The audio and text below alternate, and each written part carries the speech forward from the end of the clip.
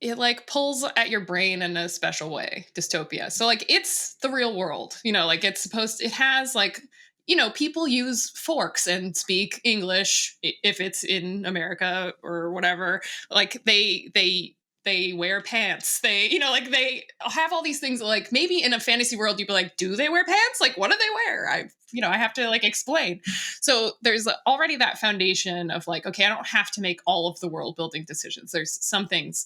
And then the changes that you make, like end up speaking volumes. So it's like, what is different about this world? Has it deteriorated? Are we using old materials? Like, what weird thing have we introduced that I then have to like think about how it got there? So in Poster Girl, they all have this implant in their brain called the Insight, which is basically like a smartphone, but it's buried in your eyeball. And it monitors all of their behavior and rewards and punishes accordingly, which is horrifying, but also we're doing that right now by choice. So I think that was the like kind of nugget of it that made me want to write a dystopia, is just like thinking about what we're doing now, and how, like, if you exaggerate just one feature of it, it changes the whole picture.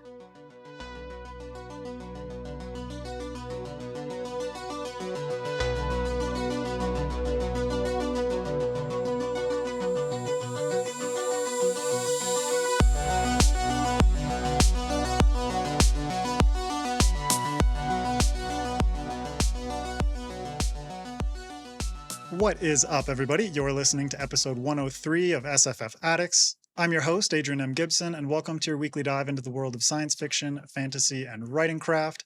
Joining me as always is my co-host, the Chewie to my Han Solo, the Joker to my Commander Shepard, MJ Kuhn. How's it going, MJ?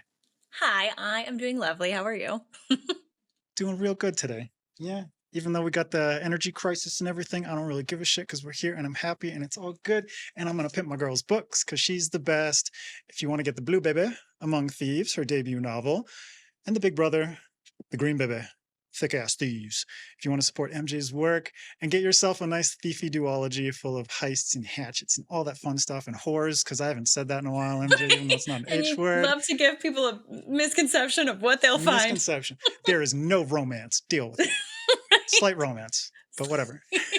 Also, you can now get Adrian's baby, Mushroom Blues, if you want detective noir police procedural plus psychedelic mushroom goodness. Check it out. Is it my moldy baby? Can we call it that now?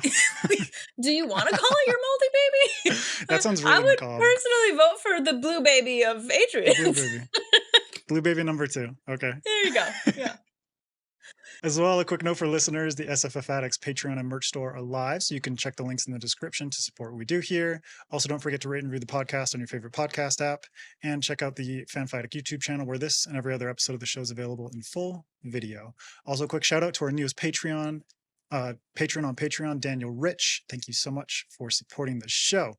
And now, welcoming today's esteemed guest, Veronica Roth, best-selling author of the Divergent series, Carve the Mark, The End and Other Beginnings, and so much more, including the soon-to-be-released When Among Crows. Thank you for joining us today, Veronica. How are you?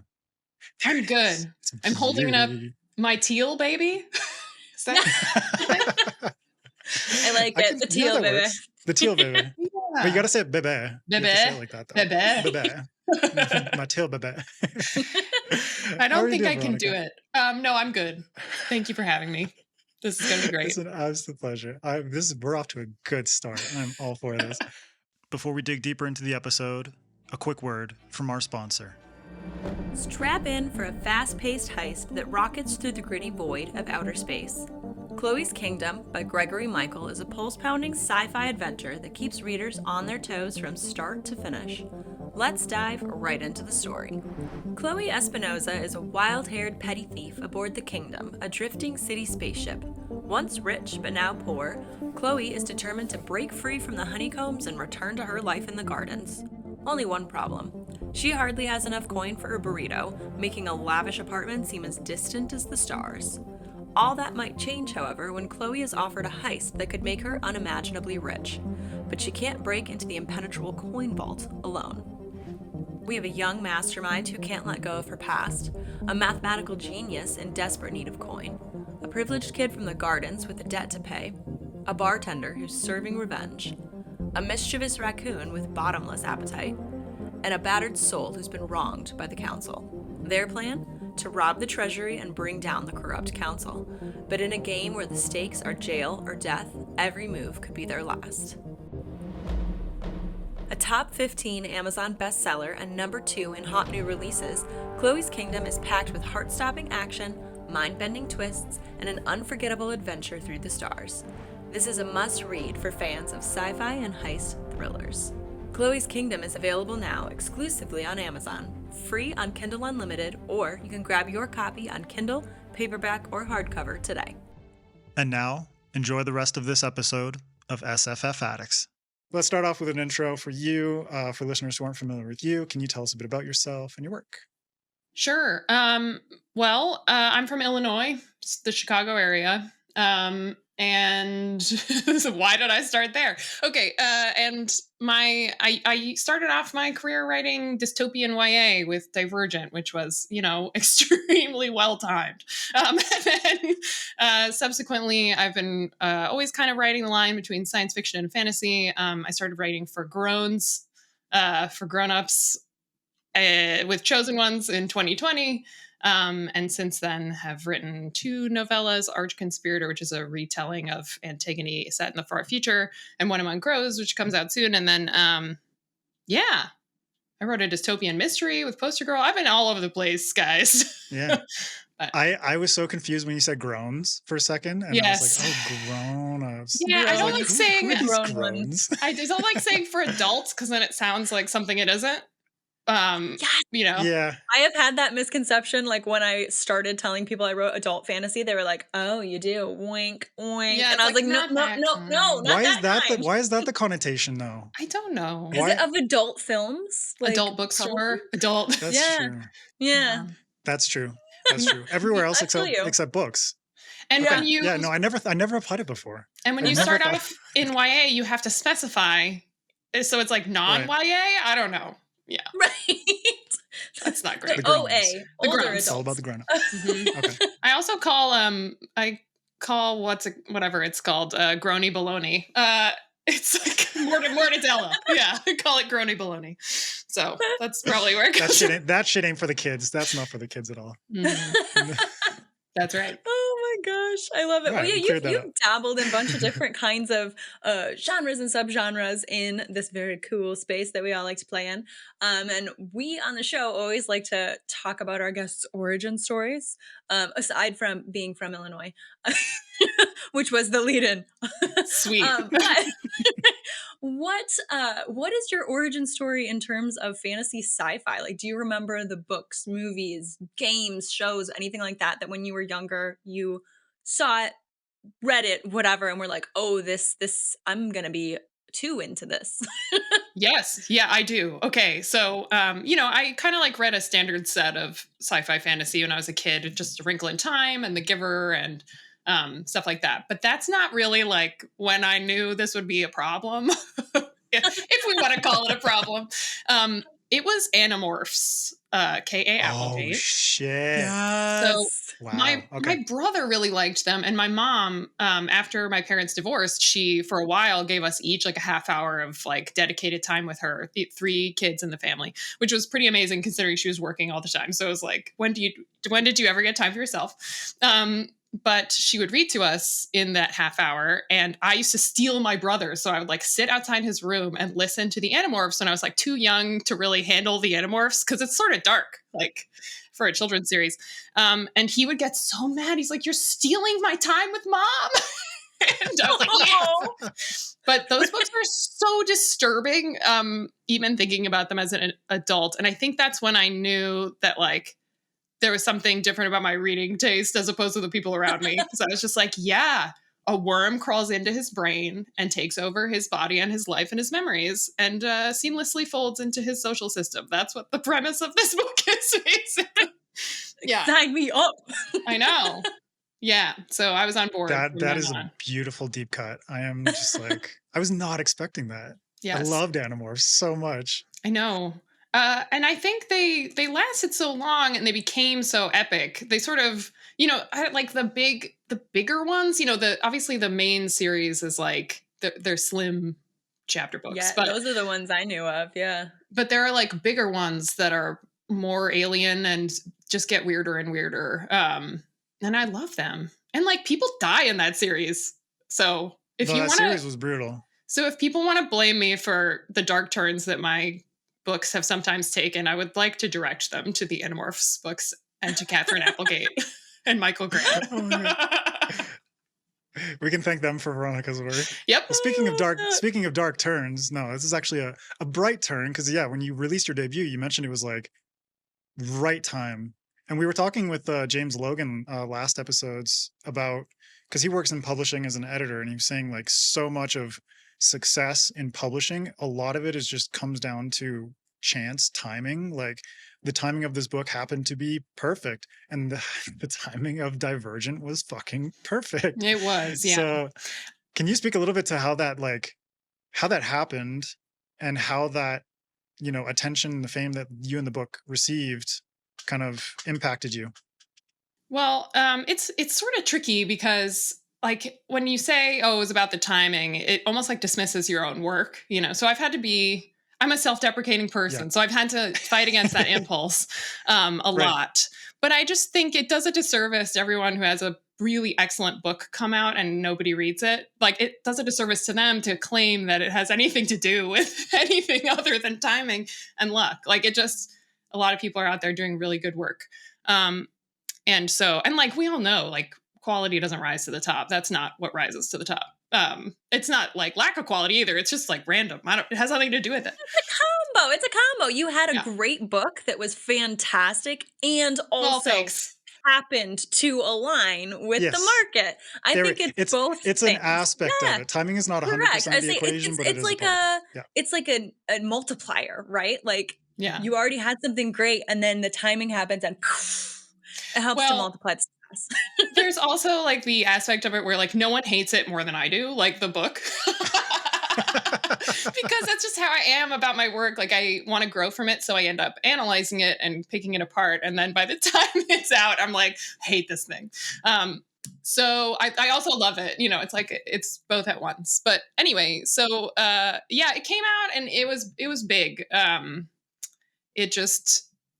It was almost like that. It wasn't like that from the start, but like it was, you could tell there was something about it from the start. And then they started adapting it into a movie, and I was like, okay, well, they're never going to make that because they were also making the Hunger Games at the same time. And there's, a lot of audience overlap and kind of thematic genre overlap between those two properties. And I was like, no way they'll make it. And then they did. So I don't know, guys. I'm just wrong all the time in good ways. You're like reverse manifesting it. Yes. Reverse manifesting. I am defensive pessimistically making it happen. Is that like the reverse psychology of success? I love it. I'm here for it. I think I'm gonna fucking fail. Yeah, I mean, I think it's like preparing your brain for the possibility that it won't work. But the problem with that is that you don't then prepare for what you'll do when it does work. And that's how I ended up on medication. So sorry, it's supposed to be funny, but I realized that you don't really know me. That is something I want to ask. At the same time, it's like, a lot of authors deal with a lot of shit. So yes, I'm medicated, but no, because I kind of wanted to ask you though, because you were quite young too, like young as an author, but young as a human being, when you found this kind of massive commercial success, and I kind of wanted to pick your brain on what pearls of wisdom you might offer to younger writers that are, breaking into this. I mean, I think one of the main ones is like, you got to have people who are not online that you talk to. Like, I mean, they can be online, but private is my point. Like, do not process things emotionally on Twitter or Blue Sky or Threads or wherever we are. Like, you can't do that. You need like people who love you and support you in the privacy of like your personal life. And that is like what helped me with a lot of the stress of having a book out. I think no matter, whether your book is huge or whether it's not so huge, it feels the same. Just like being exposed and dealing with people's opinions for the first time can be really hard. So you just need to like have your own safe self apart from the internet. That's my biggest piece of advice, I guess. Yeah, it's like having those guardians around you. Because Yeah. MJ and I made a deal. It's like we're basically, I mean, it started out with her because my book just came out, but she's like my review guardian, and she goes on to like Goodreads or Amazon and only sends me positive reviews so that I don't see any of the bullshit. And it's That's really he nice. gets to read the happy things, and then the other Yeah. things that, you know, they're Yeah. for other readers, whatever. If anything comes, he doesn't need to read that. And that's, yeah, I Exactly. had a review guardian when my first book came out. I think that's, yeah, a good move. That's nice. Yeah, that's really Just good. like emotional guardians in general. I know It's like, some just people protect me from this shit. I know some people who really can read negative reviews and they're like, okay, and it like helps them to learn from them. But I'm like, I think most writers are not. Like by the time the book comes out, you kind of know what's wrong with it and it's too late. So I don't want to hear people explain it. You know, like I am already working on it. So for me, I was like, this isn't healthy. Like I actually don't read either positive or negative ones, but it's good to have a Yeah. review guardian. Yeah, very helpful. It's like we're all works in progress. I don't need you just coming into this shit and stirring the pot and like Well, it's messing like- with my mind. I love reviews. Like I am so glad they exist. I want people to just like scream about the stuff they hate and the reasons Yeah. they hate it and love it. You know, Or like the stuff they that's love. so Yeah. it's good for discourse, it's good for books, it's good for everyone. But that doesn't mean we need to see it. That's all. That's true. Yeah, 100%. Okay, so next episode we're going to talk about outlining. But I want to dip our toes a little bit into world building, since you know you've created a ton of really, really cool worlds and settings. You know, you got the dystopia in Chicago in Divergent, and I'm trying to like I tried to figure out how to phrase. I just called it like the monstrous Chicago that you have in When Among Crows, because I'm like, there's lots of monsters, so I'll just go with that.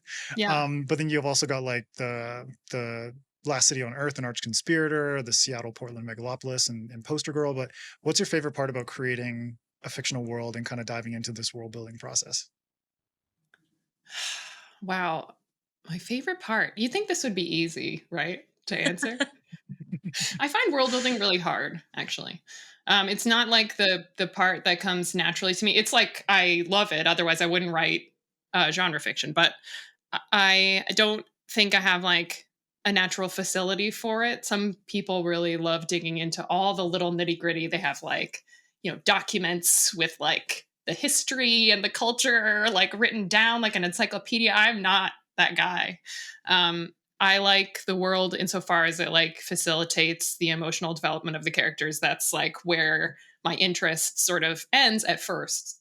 And then in revisions, especially, I start to dig into like the first draft of When Among Crows was pretty like kind of light on the world building. Actually, I didn't go into like the history of Chicago in the way that I do in the final draft. And then it was like once I got the emotional beats and the characters and like the basics kind of mapped out, then I was able to like, I had to like push myself into it. I was like, you need to do this. It will make the story richer and better. So just do it. And then once I did, I was just like shocked by how much better it made everything. So it's almost like medicine.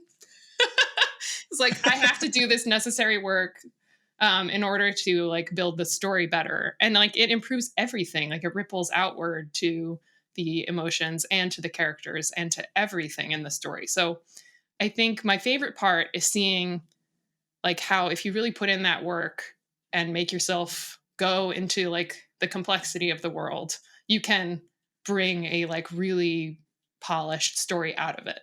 That's my favorite part. Yeah. But also in yours, in the sense of like When Among Crows, it's a novella. Yeah. So I can imagine when you say it's like you finished your first draft and it was kind of light, I was like, okay, so it's light and it's a novella. So it's probably like a very short novella, but then and those are the kinds of situations where it's actually so beneficial to be able to like pack in more world building and still not be like, oh shit, this is going to become like much longer than I expected. You can have much more control over like how you implement the world building and how much more meat you add to it, as opposed to like, oh, I have like a 200,000 word first draft and I have to pare shit down or anything like that. And there's still not enough world building in there. I think it wasn't shorter. actually, when it was lighter on Really? world building. No, it was just full of Okay. wasted space. Like, I'm really good at wasting time in rough drafts. Yeah. So, It's the beauty of the first draft, am I Just gotta right? trim this shit yes, down. exactly.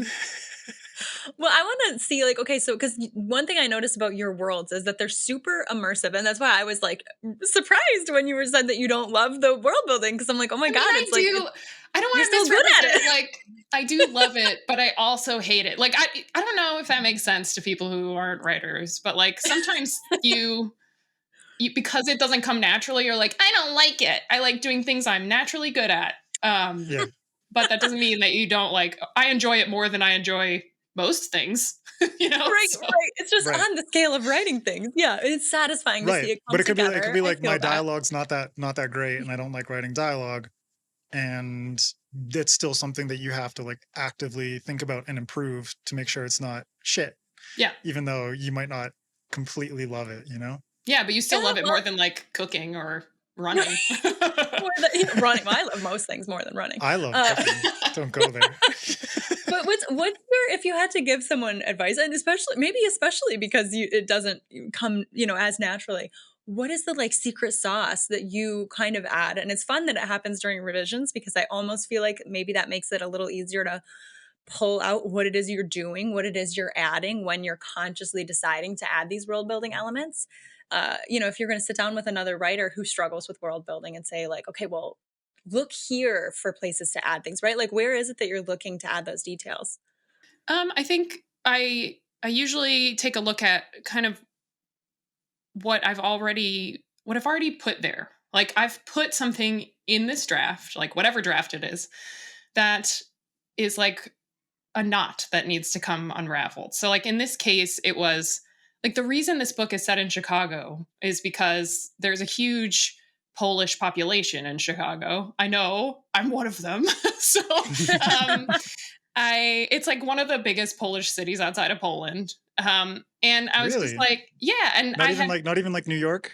no, it's bigger. Yeah. Chicago. Wow. Chicago.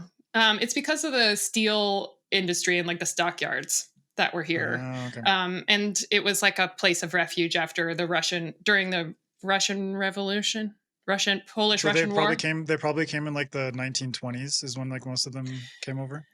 Yeah, and then also after World War II. So there's been like a couple Mhm. waves of immigration here. And then I also created these like ageless creatures from folklore.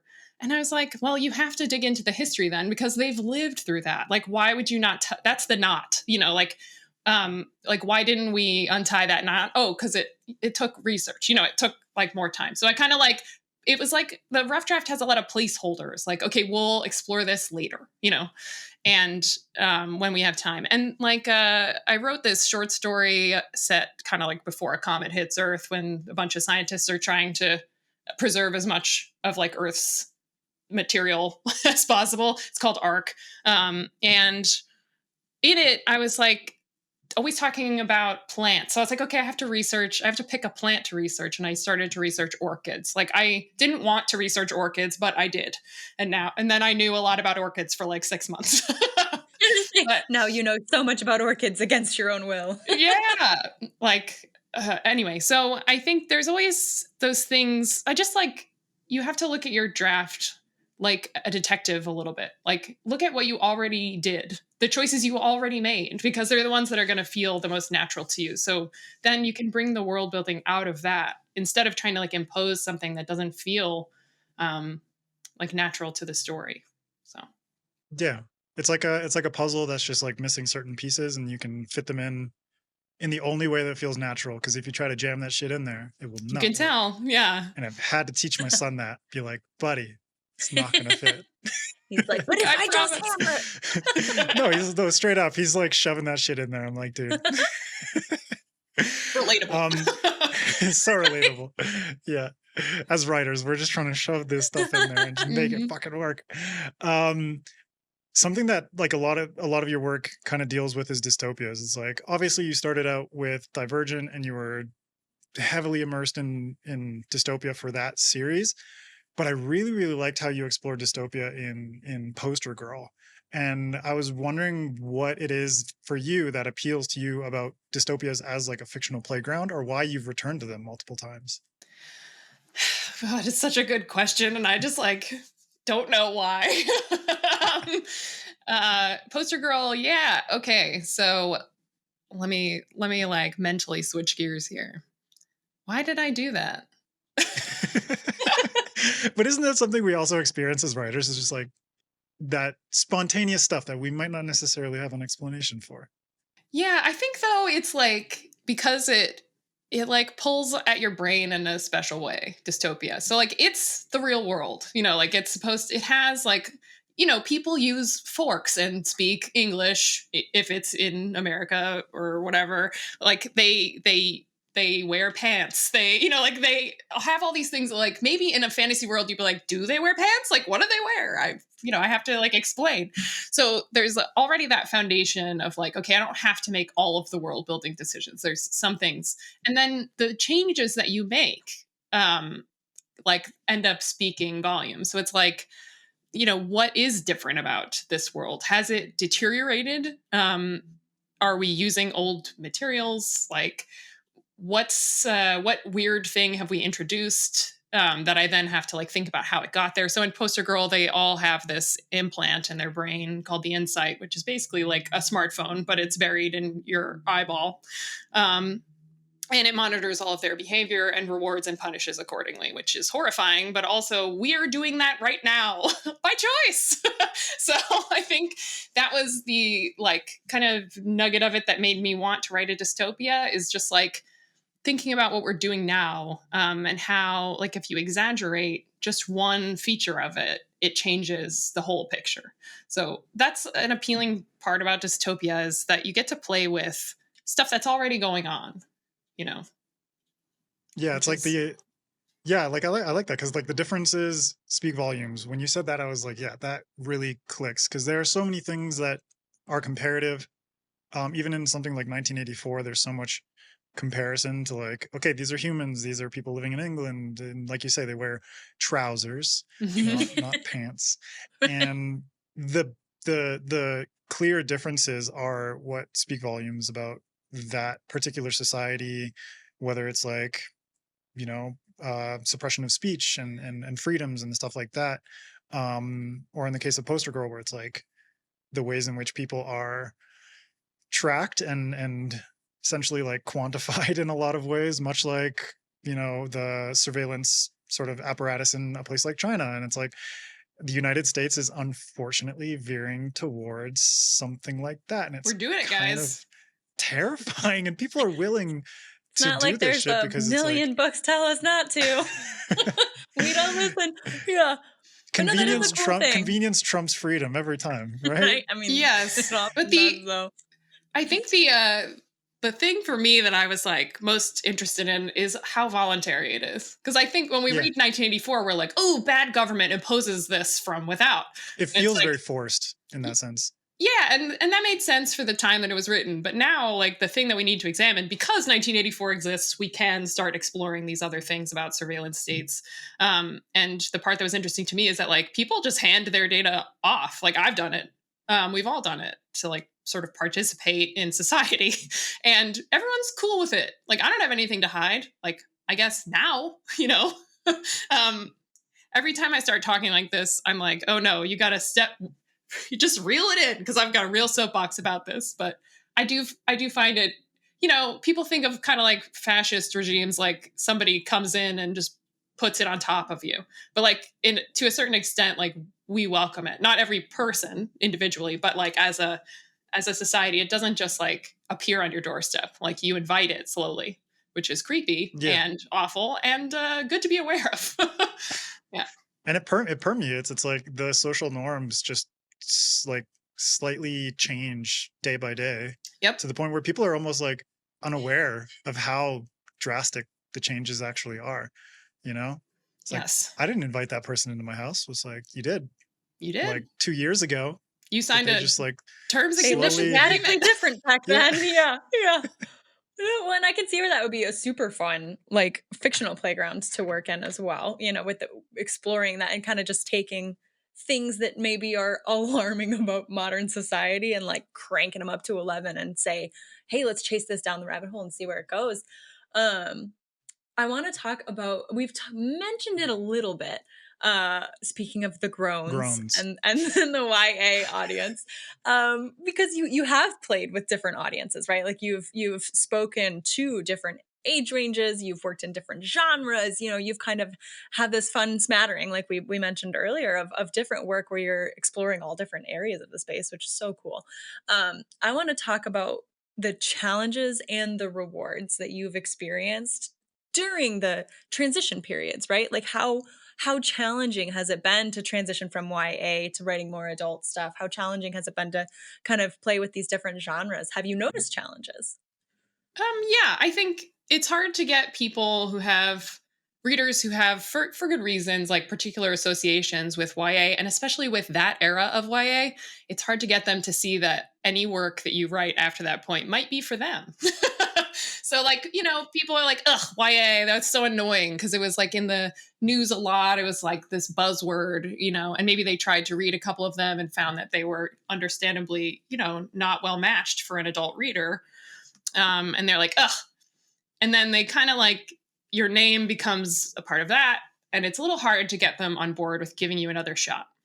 So that has been a challenge. It's just trying to like step into an adjacent but still different audience. And I think, you know, slowly but surely, like you can't just march into a space and be like, read me, I'm important. Like that's not how it works. If only. I think it's just like proving like kind of a commitment to like reading in that genre, understanding its nuances, and like continuing to write in it. So like over time, I'm like, I'll wear you down.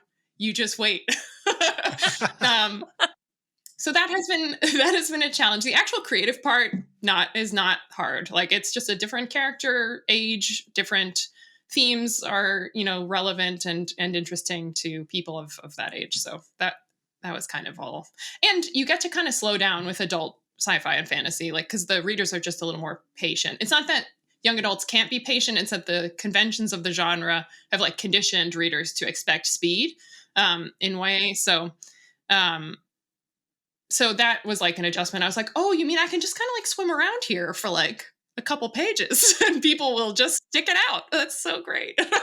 You can wade. You can doggy paddle for a little bit, and Yeah. people are going to be adults are actually probably going to be like more engaged when they get those moments, because like, yeah, the pacing in YA is so much different. And that's actually something that like when we talked to Chloe Gong, we didn't talk about pacing at all, but I think the pacing is like a huge indicator of expectations from a YA perspective versus a groans perspective. It's like there's just more breathing room in adult fiction to be able to like flesh out character or have those like character moments, where it's like in YA maybe you do have those character moments, but probably they're taking place during an action moment or like something a moment when there's like more going on. Yes, so to say. It's like you learn to be very economical. Like every scene serves like 5 functions or something, which is a crazy skill to develop. And it's funny because it like, I mean, over half the readers of YA are adults. So it's not like it's specific to like the readership. It's just like about like what people start to expect from a genre. Yeah, it's like the vibes you're looking, because like I read YA books, you know, I dabble in reading in both, and it's like when I pick up a YA book, I know I'm generally looking for something a little faster paced, which is super nice for that. You know, if you've been reading like really long fantasy tomes and you're like, can I just speed through something? Can I just vibe for a second? Yeah, but that is when I usually do reach for YA, is right after I've finished like some chonkers in a row. Right. You know what I mean? And it's beautiful. It's the same Veronica, feeling as moving to novellas, but anyway. Yes. Yeah. I saw actually Poster Girl in a bookstore here in Quito. And it was in the YA section.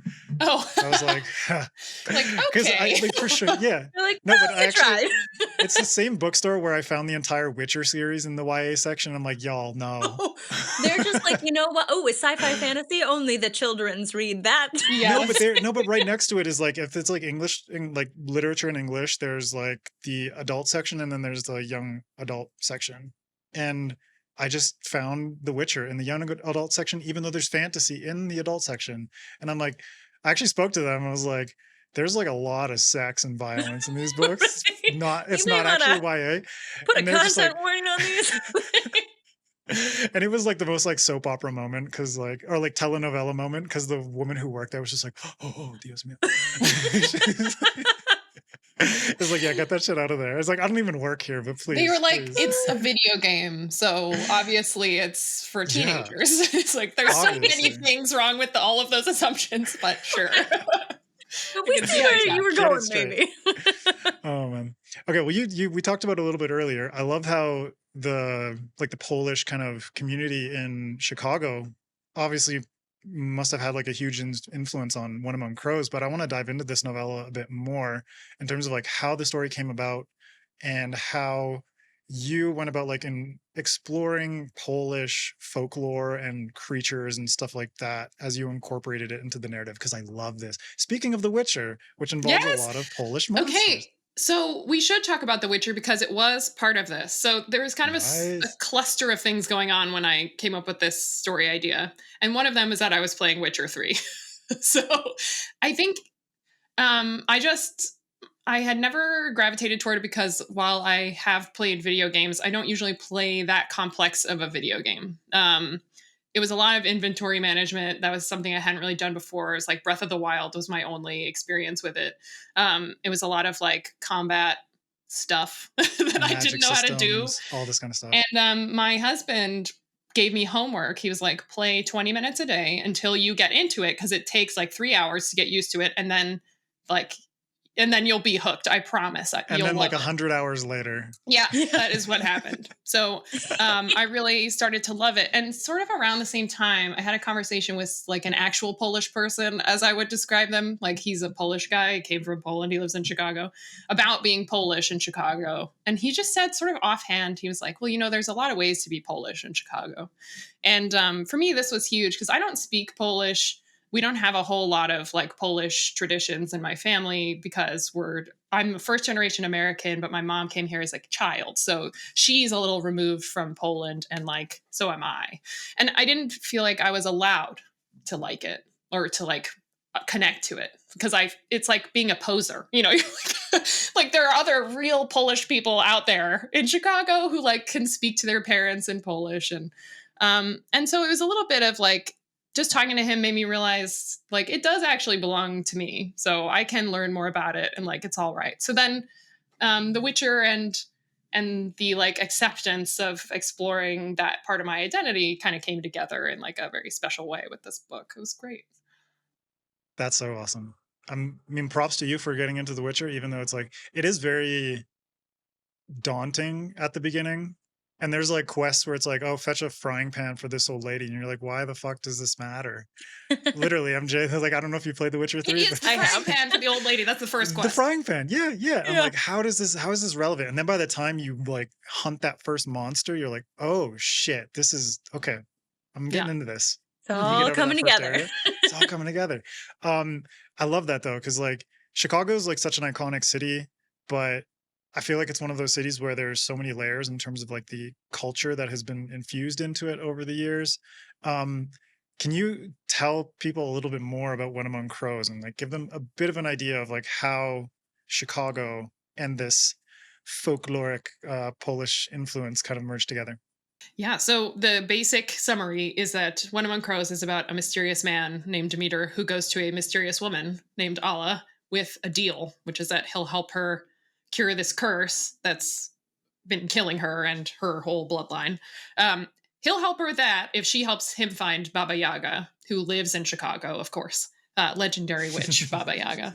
And here's the problem, which is that he is part of this holy order that hunts monsters. And Alla is a monster, but she doesn't know who he really is or what he really wants. And so they have this kind of like all in one night Wizard of Oz style quest to find the wizard, aka Baba Yaga. But they're keeping these important secrets from each other. So that's the basic premise of it. And Alla is a Zmora, which is a nightmare creature. In the mythology, the Zmora like perches on a man's chest while he sleeps and like sucks the life force out of him. And I think this is a way to explain like why you wake up feeling exhausted sometimes, or like sleep apnea, maybe. Yeah. But not only suck the life out of you, but also like plague you with horrible nightmares. Yes, yeah. And that's like how they kind of eat your life force. And so in my story, there are a lot of creatures, but she's one of the main ones. But they eat fear, basically. So that's like the idea. All the creatures kind of like eat an emotion in this book. I thought that was so cool. Thanks. That Wizard of Oz reference was like, no, that made it all click for me. Yeah, I was gonna like, say, okay, I Witcher have the meets the Wizard of Oz. It's perfect. The scarecrow. That's so good. So why was the novella format? Like, I know you've been exploring more with novellas and obviously you've written across tons of different formats, but I'm always curious, like, why you feel like, okay, novella is the perfect format for this particular story. I think it was because I wanted it to be kind of all in one night, or it's not all in one night, like it's over the course of a day, basically. But I wanted these bonds to form fast. So it's a little like found family vibes in this book. And I was like, how fast can I make that happen? And like, that's the YA author in you talking. I guess maybe it is. And I love stories where people form a strong bond in a short period of time. I'm trying to think of a single example right now, and of course I can't. But mostly I feel like this happens in movies where you see people meet and then like become close, over like one crazy road trip or whatever. And I love that because it doesn't create like, then you'll always be you only know the experiences that you're having in the moment. Like you won't know the depth of someone, and you'll occasionally like become confronted with it in strange ways. So I don't know. There's just something cool about that to me. So I think that's why it felt like it had to be a novella. You could write a novel that takes place over a short time frame for sure, but for me that was like part of the challenge of it. I like it. Yeah. Well, and I want to talk about the bonds between these characters and kind of the way that they're all connected, because you've written the tale in multiple POV, and a lot of your works are multiple POV. I also love to dabble in multiple POV. It's so fun. But what is the benefit in your view of structuring your story this way, and how do you decide and determine which of your characters you are gonna get into the head of? So like, for instance, in When Among Crows, how did you pick the ones that you're really gonna dive into? Well, what I like is that then you can do a lot of world building this way, first of all, because you can show different aspects that like, maybe one character just doesn't have access to. Because like I have two monster, we're using monster liberally here, which I like. But anyway, there's like two monster POVs and one monster hunter. And there are things that he's not going to know, because he's like hunting, or he's not hunting these people. That's a whole thing. He's in a cult. It's a whole thing. Anyway, so there's like, he's just not going to know things. And I wanted to be able to show them from their own perspective, especially because like he's been taught these kind of like propaganda things about them. So, in order to really understand that what he's heard and what he's trying to unlearn is propaganda, like it's helpful to be able to show the reality. Anyway, so there's that. But then also you get to show the characters from the other perspective, like the way they observe them. Like, for example, if you want to describe one of them as like a hottie, it really helps to be able to have someone else look at them, right? Because you're not going to look at yourself in the mirror and be like, wow, like, amazing. Yeah. So that's a sort of a lighthearted example. You have like Demeter and he's like, oh, Nico. Ooh. What's up? Sexy.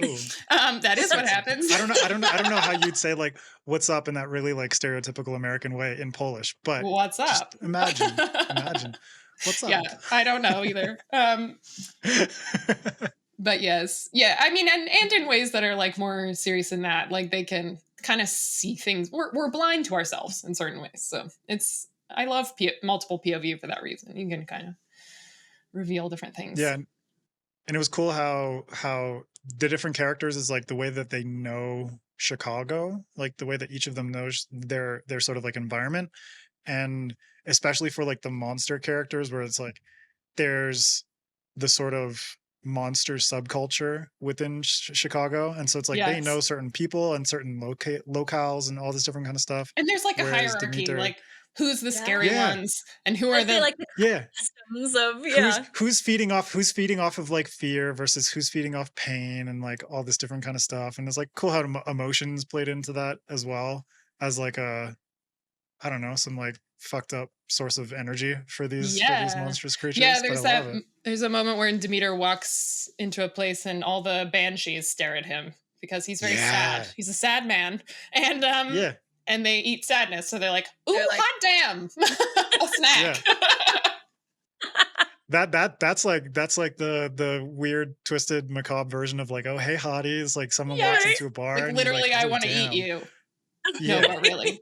Literally eat your sadness. This is why we like vampires, right? It's like to devour someone is like a sensual whatever, but all Polish folklore creatures are vampires is what I learned. I mean, basically, like if you think about it, so. On different vampires levels. in different fonts. Yeah, exactly. The way that they consume is different, or more or less the same, but the things that they consume are different. Yes. Yeah. Okay. Well, to wind things down, I want to talk shop a little bit. You've been in publishing for coming up on 13 years, more or less. Whoa. Yeah, like Divergent came out in 2011. Think about that. Well, I'm just gonna go pour myself into a grave. 13 years, holy shit. It's good though. You've been able to see so many changes, especially like the ways in which like social media have become incorporated into publishing and that kind of stuff. What has it been like for you to kind of see like industry-wide changes or things that you've noticed over the course of your time in publishing? Well, my perspective is a little weird because I think basically when I started writing YA, it was the gold rush of YA. And if we've learned anything from history, that period does not last. So I think what YA is experiencing now is it expanded too rapidly, like inflation. Lots of imprints opened, lots of deals were made, lots of money was thrown around. And then a lot of those, like eventually it stopped being so prosperous. And now it's shrinking again, which I think is normal. So at least for the YA side of things, that's like what I've noticed is that it's a little sad there right now. Sales are down, imprints are closing, people are being laid off. Like it's not great. But like, that's just, I don't know. That's how industries work. Like, especially if they've had a big boom. So I do think like books is weird right now. No one knows what works anymore. Like they throw things on TikTok and they're like, please make it go viral. And it's like, that is not a sustainable plan for being able to market books. Like you can't just hope things go viral. So I don't think anyone has the answer right now for like what is making things work, but people are trying. It's because like right now you can see like romantasy as like this current cycle's version of like gold rush. Yeah. Yes. That's like the current gold rush kind of thing. But then it's like, how sustainable is that, right? And especially with social media where they're trying so hard to like, I've seen a lot of like authors being pulled from things like TikTok and that just bombing in the sense of like, oh, this person has a huge TikTok following and they have a book and blah, blah, blah. And then they get picked up by a publisher. And there's this expectation that a TikTok following is translatable to sales. And it's like, no, it's not. Not Totally different medium, totally different expectations. No following actually just translates to sales. That is not how any of it works. Like if you looked at my numbers, which I got from Divergent, you know, like Instagram followers or whatever, and then you look at like my sales figures, you might be surprised. It doesn't like, just because people like one thing doesn't mean they're going to move to another. It's not like when you were a kid and you're like, oh, I'll just go look at this one author's like shelf, you know? I don't think that's how people read anymore. And we haven't quite figured out how they do read. But But yeah, romantasy for sure is having a moment. And I'm like freaking pumped anytime any subgenre of any kind has a moment, because I'm like, that gets people in bookstores, it gets them interested in reading, it gets them talking about books. This is good for everybody. So super happy about romantasy. But yeah, I wouldn't start like, if you're not naturally interested in it, I wouldn't start writing it now. Like that's not, just write what you write, and like there, everything in its time, right? So yeah, well, would that be, because I wanted to ask what your advice would be for authors and writers that are trying to navigate this crazy ups and downs of this industry where we don't really know what is going on, which way is up. But with your experience, what would your advice be for folks looking to keep their heads above water? I think do what works for you, and do it consistently. So like if you are like, I would rather die than go on TikTok, don't go on TikTok. Just don't do it. Like you don't have to. Anyone who says that you do is just pretending they know more than they do. So, people have different ways of like reaching out to readers. I do think it's important to be engaged in some way, just so you have a way of communicating about your own work and life, and you're not letting your publisher do it all for you, because you should be able to speak for yourself. That's important. So whether that's like a newsletter or a website or or an Instagram page or whatever, like find one way that works for you to communicate with readers. And other than that, I feel like the best way to survive writing books is to love writing books, and to learn to like weather the highs and lows of having books come out and be disappointing. Like in a career, there will always be disappointing books. But if you love to write, then like you're winning, man. Like you already get to do the thing that you like. Like that's pretty great. So it helps you. Like it doesn't make things not disappointing or frustrating, but it gives you like a safe place to go back to after all that stuff, feels bad. And you got to celebrate those wins, man. That's another piece of advice. Like cherish it while it happens. Yeah. It's like writing is the therapy. Yeah. And everything else is like, yeah, you can put on your marketing hat and you can do all this stuff. But then it's like, if you're trudging through writing and you're not actually enjoying it, then it's like, maybe this is not for you. Because that's the one thing that will sustain you through all the shit. Yeah. That's the fun part. Exactly. Yeah. And like, that's the best thing that can come from success. Like for me, that was the best part of it, of Divergent stuff, was that I then had the income to like write full time, which was freaking great. Like that was the best part. Like, I don't care about meeting Kate Winslet, being able to, I mean, I do, it was really great. I'm not going to pretend. No, wait, I take that back. Yeah, it's pretty great. No, I mean, I don't mean to downplay any of that stuff, but like, actually the best part of it is that now I still get paid to write books, which is awesome. The dream. Yeah, that's awesome. I love it. All right. Well, we usually close out by giving listeners and viewers a good bit of soundbite writing advice, but you just dropped some fantastic bombs there. So I'll ask you our B question, which is to give us a weird or random fact that you find to be utterly fascinating. Oh, no, I'm going to forget every random fact I know. This is what happens. Adrian likes to trap every person we have on here because you are not the only person that has had this reaction. I know. I'll think of it in like 20 minutes. When we're recording the next give us another fact about like Polish monsters. That's what I was gonna say. Was there a Polish monster fact you came across? Well, I'll tell you my favorite of the monsters. Okay. Yeah. Is the Striga, which is like a monster that's in When Among Crows, but I couldn't fit all of the mythology about them into this book because you have to pick, but there's like some of the myths are like they have two sets of teeth. They have two souls. They are also owls. They're also vampires. I loved the two sets of teeth, though. I don't know why. That's creepy.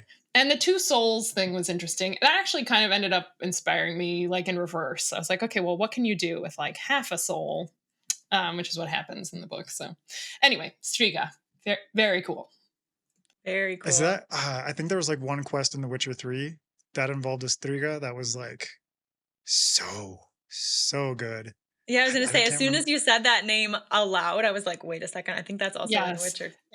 And in the TV show, there's like a Striga moment. there. Yeah. I don't remember which one that was. But yeah, they're usually, I think they're like in some mythology or in some of the lore, they're like wronged women or like, kind of like damaged women, as we might uncharitably call them. So, but that's like a lot of Slavic folklore is like with heavy on the misogyny. Like it's not great.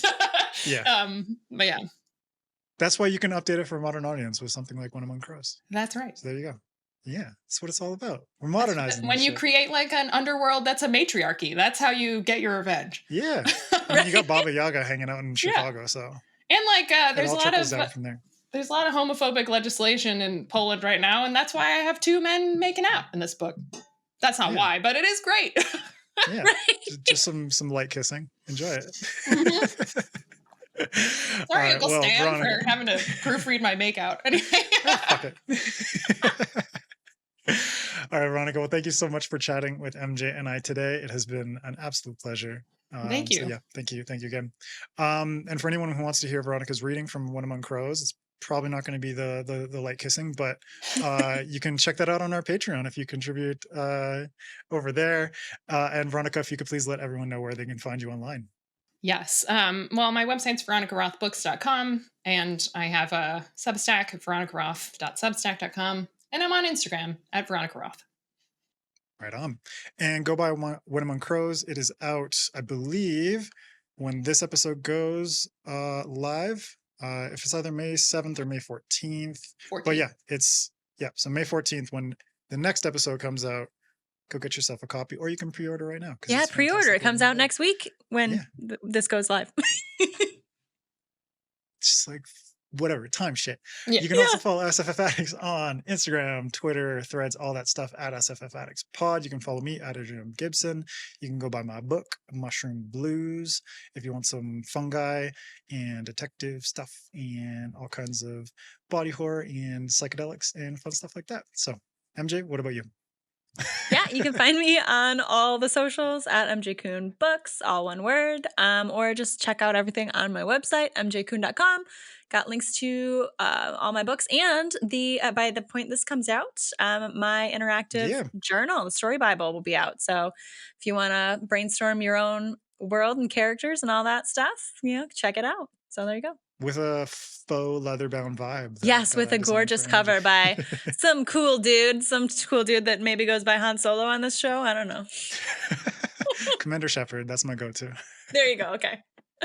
And go buy Among Thieves, Thick as Thieves. Support MJ. Sorry, Thick Ass Thieves. Support the Thorin Food Fund, which is MJ's cat.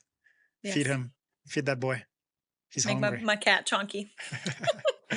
All right. Well, that's it for this episode. Stay tuned next week for part 2 with Veronica for our mini masterclass on outlining your story. For now, keep reading, keep imagining, and we'll see you next time on SFF Addicts.